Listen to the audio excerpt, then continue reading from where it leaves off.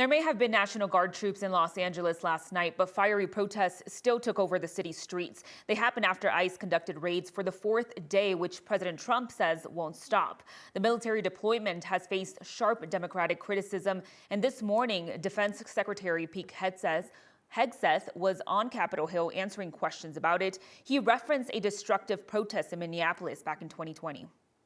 The police precinct, ma'am, was abandoned and burned to the ground.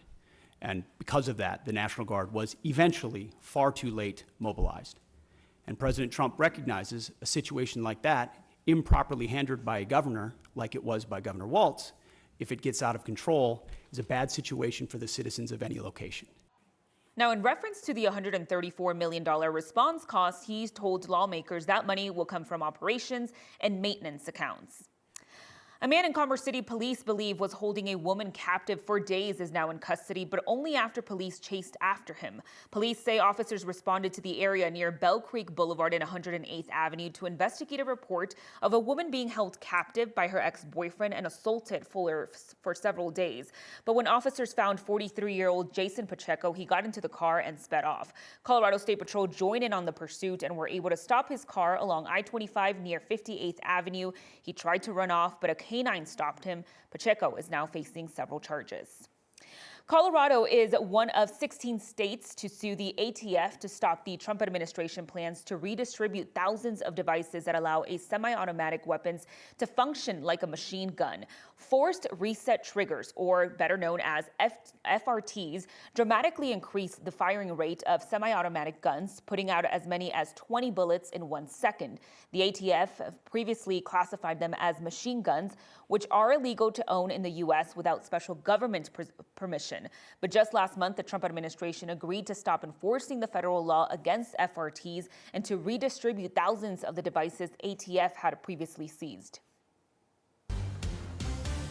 Now we're switching gears here. It is a beautiful day outside right now, and today could be one of our hottest days of the year so far. So we have our Keely Chalmers with our 9 News Weather Impact team.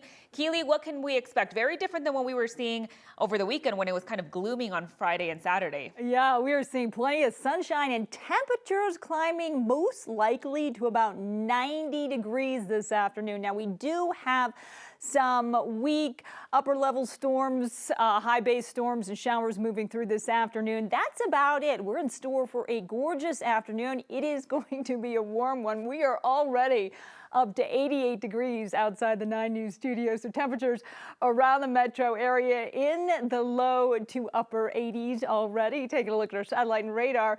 And we are starting to see that moisture move in across the western slope and the southern mountains, much like yesterday. So we will see the showers and storms develop. Some of them will have enough energy to make it down into the plains, but we do have that downslope flow that does a great job of drying out the plains. But again, as we head into the afternoon and evening hours, likely seeing some gusty showers moving through and possibly a weak thunderstorm. Mostly sunny today, 90 degrees, our forecast high. Winds picking up as those storms move through this afternoon and this evening, with winds gusting up to about 40 miles per hour. So we're going to make it to 90 degrees about 2 o'clock this afternoon, and then we'll cool back down into the upper 80s. So not much of a cool down.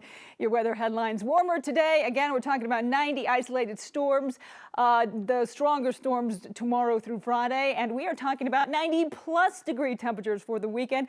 More on that forecast coming up in your complete forecast in just a bit. Keely, thank you so much. Fewer people are living on the streets of Denver, and the city is celebrating. The annual homeless count done in January shows the total number of people living on the streets without shelter is now an estimated 800. It was 1,400 back in 2023, which is a drop of 45%. Mayor Mike Johnston says about 7,000 people moved indoors between the city's family shelter system and all in Mile High sites. He adds that about 5,000 others transitioned to permanent housing. Federal funding paid for a lot of the hotels and tiny homes. Moving forward, the city is preparing to be more self-sufficient, but the city also faces a $250 million budget deficit. So we're doing right now the process of balancing the budget for all 27 of our agencies, and that's a complex puzzle. All of our departments will have to tighten the belt, but we're not going to undo the key programs we've invested in that have been so successful. While fewer people are sleeping on Denver streets, the report found that the total number of people experiencing homelessness, including those currently in shelter, actually grew by about 12%, but it was less growth than the recent year-to-year increases.